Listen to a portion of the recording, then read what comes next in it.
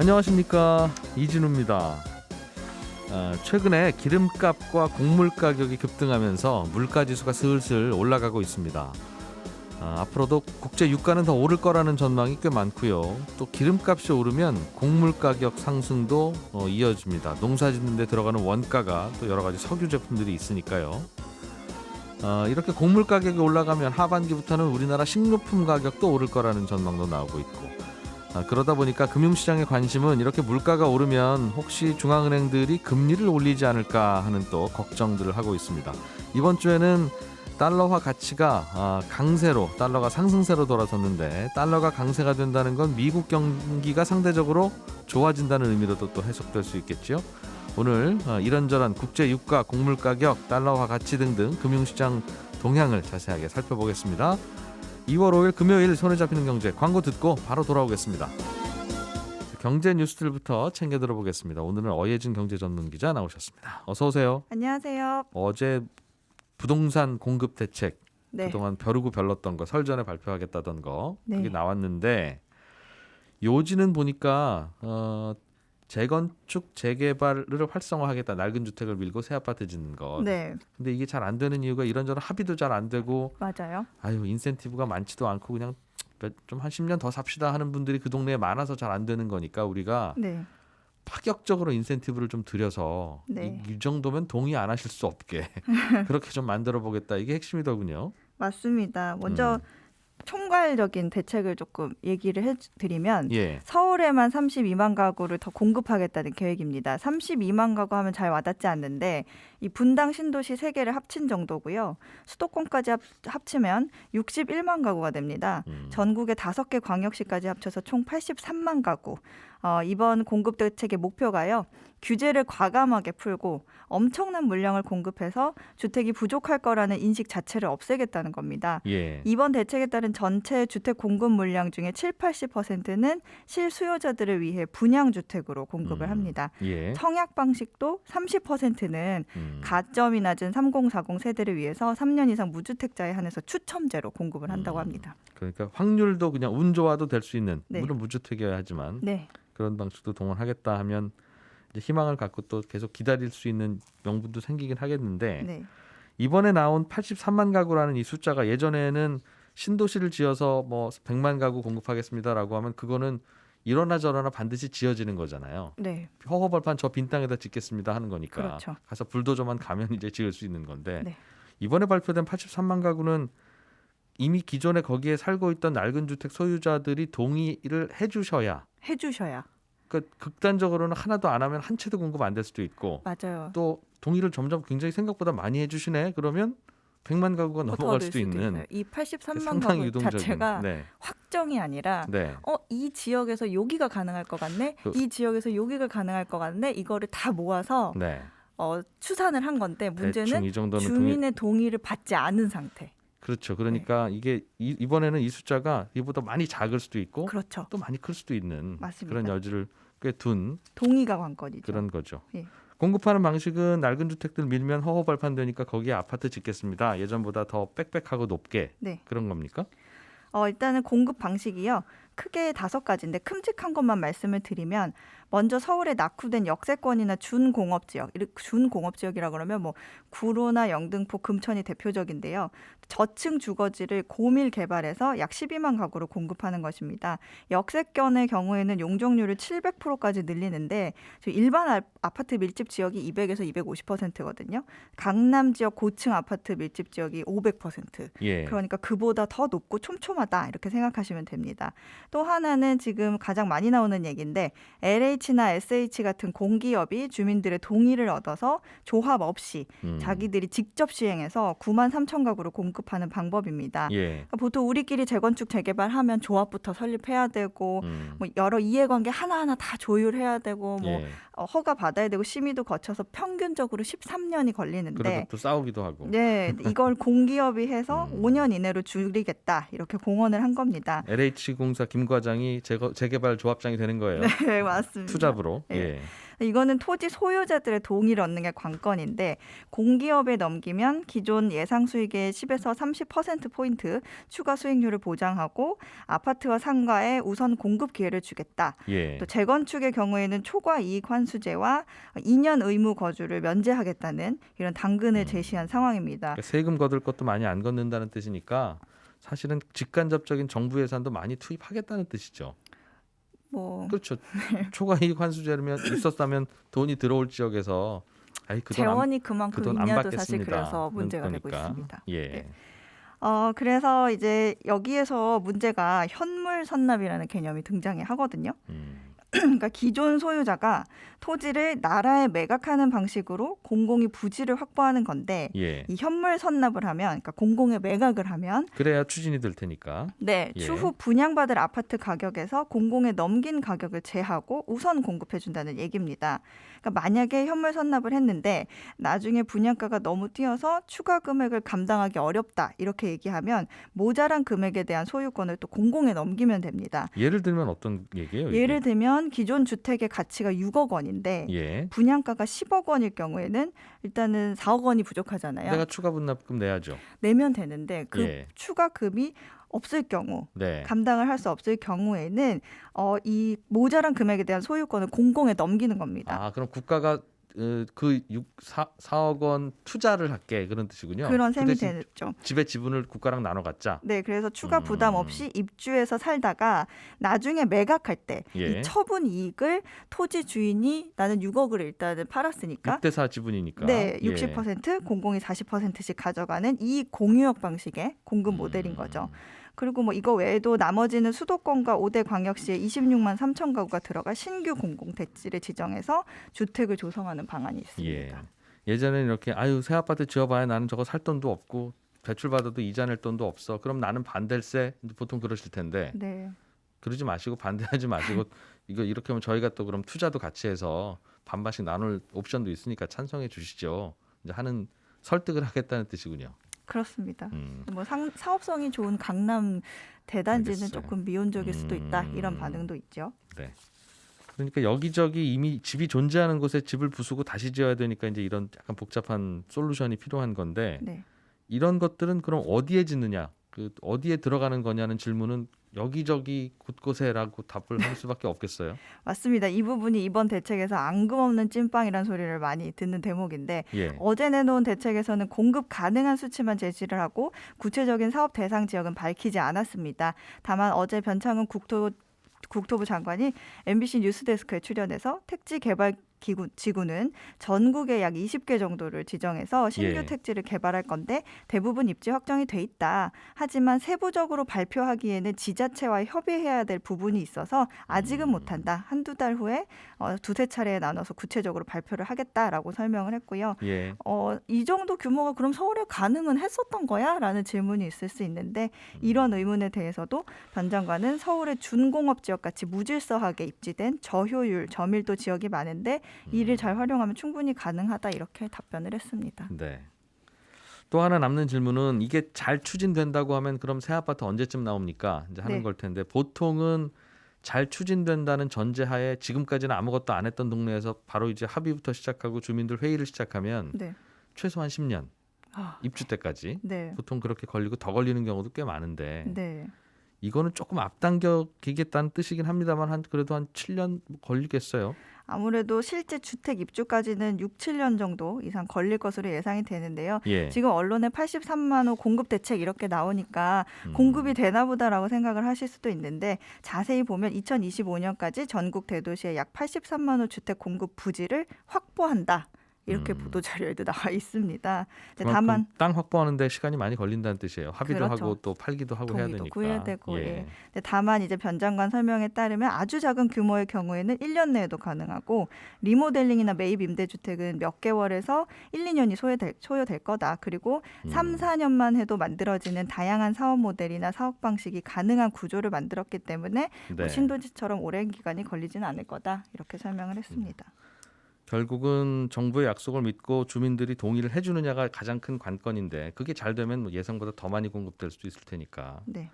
문제는 가끔씩 이렇게 여론이 바뀌고 부동산 가격이 바뀌고 하면 과거에 약속했던 인센티브를 소급해서 그냥 없었던 걸로 하고 맞아요. 그랬던 케이스가 몇 번 있어서 네.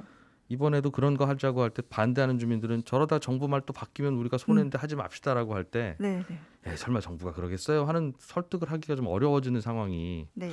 이것도 또 사소한 변수는 될 수 있을 것 같고 아무튼 잘 추진이 돼야 그렇죠. 공급이 될 텐데. 네. 다른 뉴스 하나 좀 보죠. 네. 우리나라 최대의 포털 사이트 네이버가 실시간 검색어 이거를 폐지하기로 했습니까? 네, 실시간 검색어 서비스하면 우리나라 사람들이 지금 이 순간에 무엇이 관심이 있는지 현재 실시간 이슈가 무엇인지 알려주는 지표 역할을 했는데요. 예. 16년 만에 완전히 폐지하기로 했습니다. 이번 달 25일부터는 완전히 볼 수 없게 되는데 이번 이런 논란이 많이 있었어요. 그러니까 뭐 조작을 한다. 아니면은 뭐 광고 마케팅에 사용이 되기 때문에 신뢰를 할 수 없다. 예. 이런 얘기가 많았는데 이번에도 재보궐선거 앞두고 지난번처럼 정치적 논란이 예상되니까 아예 폐지하기로 없앤다? 예, 그렇게 한 겁니다. 저는 처음부터도 이거 남이 뭐 검색하는지를 왜 내가 알아야 되는지도 그런 생각 들긴 했는데 또 요즘은 또 뭐가 유행인가 또 이런 거 궁금할 수도 있으니까요. 네, 맞습니다. 어예진 경제전문기자였습니다. 고맙습니다. 감사합니다. 알아야 될 것들 많이 안내를 해주고 눈높이에 딱 맞는 만인의 경제 과외 선생님. 다음 순서는 친절한 경제입니다. 네, 오늘은 청취자 김윤정 씨가 저희 홈페이지 게시판에 올려주신 질문인데요. 주식 투자 공부를 하다 보니까 선물, 옵션 이런 용어도 배우게 됐는데 이 선물과 옵션의 차이도 들을 때는 알 것 같은데 자꾸 헷갈리고 무슨 뜻인지 잘 모르겠더라. 좀 더 쉽게 이해할 방법은 없습니까? 이런 질문을 보내오셨습니다. 일단 기본적인 개념은 아실 텐데 일단 선물하고 옵션의 차이는 어떻게 보면 좀 간단합니다. 예를 들면 1년 후에 너랑 결혼할 거야 라고 하면 이거는 선물입니다. 그러니까 미래에 일어날 일을 지금 미리 약속하는 건데요. 약속을 했으니까 1년 후에는 무슨 일이 있어도 꼭 결혼을 해야 됩니다. 그런데 그게 선물인데 옵션은 좀 다릅니다. 1년 후에 너랑 결혼할지 말지를 내가 결정하게 해주라. 이게 옵션입니다. 그러니까 1년 후에 너랑 꼭 결혼할게 약속 이건 선물이고요. 1년 후에 너랑 결혼할지 말지를 내가 결정할게 이건 옵션입니다.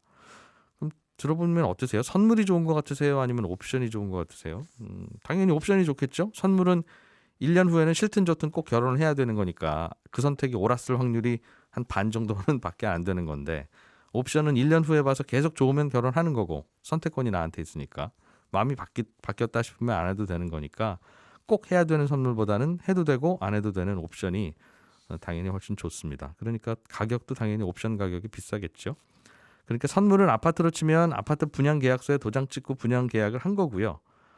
그러니까 1년 후에 그 아파트 가격이 올랐든 내렸든 반드시 도장 찍은 그 가격에 사야 되는 거고 옵션은 아파트 분양권을 그냥 계약금만 내고 가져온 겁니다. 그리고 나서 1년 후에 가격 상승이 없으면 그냥 그 계약금 포기하고 분양권 포기하면 되는 거고요. 많이 올랐다 싶으면 잔금 내고 내가 살면 되는 거고 그런 권리가 주어지는 게 옵션이고요. 친절한 경제였습니다. 예, 한국투자증권의 박재영 차장과 함께 금융시장 동향 좀 알아보겠습니다. 이게 이번 한 주 동안 금융시장이 어떻게 움직였나 이런저런 진찰한 지표들을 좀 하나하나 살펴보죠. 박 차장님 어서 오십시오. 네, 안녕하십니까? 이번 주에는 달러 강세가 꽤 나타났고 네. 유가도 오르고 곡물 가격도 오르면서 야 이거 인플레이션 물가 상승이 나타나는 거 아니냐 이런 걱정도 좀 생기는 것 같고 네. 왜 그게 걱정이야 경기 좋아진다는 소식이지라고 생각하는 분도 있고 그렇다면서요? 네, 맞습니다. 일단 하나하나 달러 강세부터 좀 들어보죠. 네, 많은 지표들이 오르고 있는데요. 달러가 많이 오르고 있습니다. 최근에 달러 가치가 많이 떨어졌었는데 예. 이유는 이제 미국에서 바이든 대통령이 돈을 많이 풀겠다라고 하면 시중에 돈이 많아지면 뭐 공급이 많아지는 거니까 예. 달러의 가치는 떨어진다라고 하면서 많이 떨어졌다가요. 최근에 다시 올라가고 있습니다. 이 바이든 행정부가 돈을 풀면 경기가 좋아질 거 아니냐. 미국 경기가 좋아지면 미국 돈의 가치가 올라가겠지라고 하면서 달러 가치가 지금 상승하고 있습니다. 야. 상대적으로 보면 예. 지금 달러의 가치를 평가하는 게 달러 인덱스라는 지표가 있습니다. 이거는 이제 미국이랑 거래를 많이 하는 국가들, 유럽, 그렇죠. 그리고 중국. 뭐 중국보다는 뭐 파운드, 영국, 뭐 일본 이런 이제 화폐들의 가치와 대비 상대적으로 달러가 얼마나 비싸거나 싼지. 맞습니다. 그게 이제 달러 인덱스인데 최근에 유로존 경기가 그렇게 좋진 않아요. 왜냐하면 뭐 미국도 이제 확진자가 많이 늘어나고 있긴 하지만 예. 유럽은 확진자가 좀 빠르게 늘어나면서 봉쇄 조치를 강하게 취하고 있거든요. 그러다 보니까 유럽 경기는 안 좋고 그러면 유럽 돈의 가치는 떨어지고 상대적으로 달러의 가치는 올라가게 되는 예. 현상들이 지금 나타나고 있습니다. 예. 뭐 그러면 달러가 보통 강세예요? 아니면 어떤 질문을 할 때 네. 예, 달러가 강세입니다. 혹은 약세입니다라고 하면 그 이유를 물으면 네. 대개는 달러가 강세입니다랄 때는 왜 강세인데요라고 물으면 유럽이 약세니까요. 또 그렇죠. 달러가 약세예요. 그래서 이유를 물어보면 유럽이 강세니까요. 유럽 통화가. 유럽의 네. 경기가 좋으니까요. 맞습니다. 그런 답이 나오겠군요. 일반적으로는. 그렇죠. 두 가지가 있을 수 있는데 되게 시소타는 거니까. 네. 경기 때문에 강세를 보일 수 있다라고 예. 이야기할 수 있고 상대 통화 때문에 강세를 보이고 있다. 왜냐하면 이건 교환 비율이거든요. 예. 원 달러 환율이라는 것은 원화와 달러의 교환 비율이거든요. 예. 그러니까 상대 통화가 굉장히 중요한 역할을 하기 때문에 음, 경기와 네. 상대 통화 이 두 가지를 보고 평가를 한다. 뭐 하고 있습니다. 네. 그리고 상대 통화라는 것도 경기에 영향을 받을 테니까 네. 미국 경기가 암만 좋아도 유럽 경기가 훨씬 더 좋으면 그렇죠. 달러는 약세가 될 테니 맞습니다. 네, 상대적으로. 그렇게 움직이는 원리군요. 알겠습니다. 그래서 요즘에는 슬슬 달러가 강세다. 네. 유럽이 약해서 네. 유가는 계속 오르고 있는데 보니까 코로나 뉴스 나오기 전 가격 수준까지도 이제 거의 올라왔어요. 네, 어제도 올라서 예. 56달러까지 올라갔거든요. 예. 연중 최고치를 지금 경신을 하고 있습니다. 팬데믹 이후 최고치인데요. 원인은 사우디를 중심으로 한 오펙 플러스 국가, 그러니까 네. 중동 국가들과 러시아 몇몇 이제 기름을 많이 생산하는 국가들이 감산을 열심히 하고 있습니다. 근데 이제 작년 말에 이제 코로나 이제 거의 끝나가니까 우리 감산 좀 그만하자라고 예. 해서 이제 감산량을 줄이기로 했는데 음. 이 중동의 맹주죠.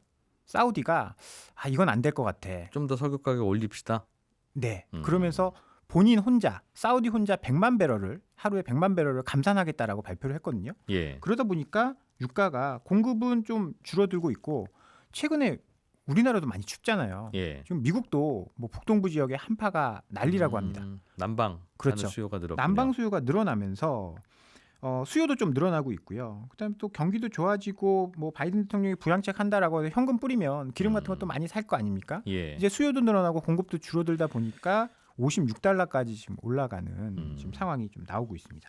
코로나 발생 직후에는 뭐 20달러 수준까지도 내려가고 그 이하로도 내려간 적이 있었는데 거의 제로까지 갔었죠. 마이너스까지 선물 가격으로 마이너스까지 갔었죠. 그냥 머리 아프게 주식 투자하지 말고 그냥 유가 선물을 사놨으면 네, 한 3배 가량은 그냥 1년에 3배가 어딥니까 세상에. 맞습니다. 근데 뭐 현물이라는 단점이 있고 네. 그래서 이걸 뭐 사려면 여러 가지 제약들이 있어서 그렇긴 합니다만 네. 알겠습니다. 걱정되는 거는 곡물 가격도 오르고 있어요. 뭐 옥수수부터 시작해서 뭐 콩 등등 이런 곡물이 꽤 많이 오른다면서요, 가격이? 지금 에그플레이션 이야기도 좀 나오고 있는데요. 예. 문제는 이제 옥수수와 밀이 급등을 하고 있는데 얼마나 올랐어요? 유가는 작년 대비 지금 40% 50% 작년 말 대비 지금 한두 달 만에 4, 50%가 올랐습니다. 작년 말이면 한두 달 사이잖아요, 정말. 맞습니다. 네, 4, 50%요? 맞습니다. 옥수수와 밀 중심으로 급등을 하고 있는데 예. 이유는 여러 가지가 있습니다. 일단은 중국이 돼지 사육 두수를 늘리고 있습니다. 돼지고기 수요가 늘어나니까 그렇겠죠? 일단은 돼지고기 공급이 굉장히 줄어들었거든요. 과거에. 아프리카 돼지열병 때문에 예. 다 살처분해서 전 세계의 50%를 수요를 차지하는 중국인데 돼지고기 없으면 못 살거든요. 예. 그래서 돼지고기 가격이 급등하고 있습니다. 그러면 이제 농가 입장에서는 이거 빨리 많이 먹여서 빨리 살찌어서 빨리 팔아야 되는데 네. 라고 하면서 옥수수와 밀을 많이 소비를 하니까 사료에. 네, 그러다 보니까 이제 수요가 급격하게 증가하고 예. 공급 측면에서는 뭐 아까 뭐 기후 이야기 좀 했지만 작황이 좀 부진하다라고 해요. 기후가 오락가락하다 보니까 예. 그런 문제도 좀 있다라고 합니다. 여기다가 코로나 사태로 인해서 노동력 공급이 좀 어려움을 겪고 있다라고 합니다. 외국인 노동자 사실 그런 쪽에서는 오가지 못하니까. 네, 그런 문제가 좀 있고요. 우리나라도 외국인 근로자들이 와서 농사 도와주는 경우가 굉장히 많은데 그거 네. 잘 안 되는 바람에 뭐 지금- 수확도 잘 안 되고 그래서 가격 올라가고 하는 것도 꽤 있다고 하더군요. 맞습니다. 지금 뭐 이제 어제 발표된 1월 소비자 물가를 보면요, 전반적으로 0%대인데 지금 농축수산물만 10% 이상 상승을 하고 있거든요. 이런 현상들이 뭐 그런 이 노동력이라든지 이런 영향이 예. 좀 있는 것 같습니다. 그래서 이 국제곡물 가격이 올라가면 식료품 가격이 조만간 본격적으로 오를 가능성이 있습니다. 왜냐하면 이 식료품 업체들은 국제곡물 가격이 올라가는 거를 바로 제품에 반영을 시켜버리거든요. 예. 그런 부분들이 있으면 이제 식료품 가격도 당분간 좀 올라가지 않을까 그렇게 좀 봐야 될 것 같습니다. 최근에도 뭐 엊그제도 즉석 밥 가격도 올린다고 하고 네, 뭐 사이다 콜라 이런 사이다 콜라는 왜 올라가나 싶으면 왜 여쭤봤거든요. 네. 그랬더니 거기에 들어가는 당 그렇죠. 설탕 많이 들어가잖아요. 그게 거슬러 올라가면 원료가 옥수수 아니면 사탕수수 뭐 그렇다 합니다. 네네네. 그것 때문인지는 잘 모르겠는데 아무튼 많이 올라갈 텐데 그러면 이게 주식시장은 이게 악재로 받아들이다면서요? 일단은 뭐 악재일 수도 있고 호재일 수도 있습니다. 왜냐하면 예. 이게 뭐 해석하기에 따라 다른데 그때 투자하는 사람들의 심리에 따라 좀 다르다고 볼 수 있거든요. 호재로 해석할 수 있는 거는 그래 인플레이션이 발생하는구나. 그러면 금리가 올라가겠네. 금리가 올라가면 경기가 좋아진다라는 신호. 그러니까 경기 민감주에 투자를 해야겠구나라고 하면서 경기 민감주가 좋아지는 경우가 있습니다. 그런데 악재로 해석하는 거는 예. 그렇게 계속 인플레이션이 발생해서 금리가 계속 올라가면 결국은 한계치를 넘어가면 금리가 너무 많이 오르면 뭐 조달 비용이라든지 뭐 장사하는데 예. 돈을 빌린 사람들은 또 이자 내야 되지 않습니까? 그런 것들이 이제 부담이 돼지면서 금리가 올라가면 좀 팍팍해지겠네. 그리고 금리가 너무 이제 인플레이션이 너무 많이 발생하면 예. 연준에서 또 기준금리를 올릴 수 있거든요. 왜냐하면 인플레이션을 막는 수단 중에 가장 강력한 게 금리 인상입니다. 긴축. 그렇죠. 긴축입니다. 돈을 회수한다라는 거죠. 예. 그럼 주식시장에서 돈을 회수한다라는 것만큼 지금 상황에 무서운 이야기는 없거든요. 지금 주가가 오르는 이유의 상당 부분이 돈이 많이 풀려서 이자가 너무 낮아서 뭐 그런 거니까요. 그렇죠. 예. 근데 뭐 지금 당장은 연준이 금리를 올린다라는 생각을 할 수 없는 상황이기 때문에 연준도 2023년까지는 안 올리겠다라고 점도표에 딱 못을 박아놨고 예. 뭐 미국 예산처에서도 뭐 얼마 전에 2024년까지는 금리를 안 올릴 것이다 이렇게 예상을 하고 있더라고요. 그래서 예. 당분간 금리를 올리지 않는다라고 한다면 뭐 시장 금리가 올라가서 경기가 좋아지는 걸로 시장은 좀 해석할 수 있지 않겠느냐라고 하면서 시장은 계속 상승을 하고 있는 모양새입니다. 그 투자하시는 분이 야 이거는 경기가 좋아진다는 신호야. 좀 금리가 올라가더라도 사람들은 그렇게 생각할 거야라고 하면 주식을 안 팔 테니까 계속 오를 올라가는 것이고 거고. 반대로 야 이게 금리가 올라가면 지금까지 저금리 때문에 주가가 올랐는데 네. 이거 무너지겠구나라고 생각하면 똑같은 상황을 보고도 네. 그럼 사람들이 팔겠네. 내가 먼저 팔아야지라고 하면 팔기 시작하는. 그렇죠. 주식시장이라는 건 심리 싸움이거든요. 긍정론자가 더 많으면 시장은 올라가는 거고 같은 뉴스를 가지고도 예. 부정론자가 많으면 이제 떨어질 수 있는 거죠. 한국투자증권의 박재영 차장이었습니다. 고맙습니다. 감사합니다. 네, 손에 잡히는 경제는 내일은 주말이니까요. 8시 5분에 빨리 좀 인사드리겠습니다. 이진우였습니다.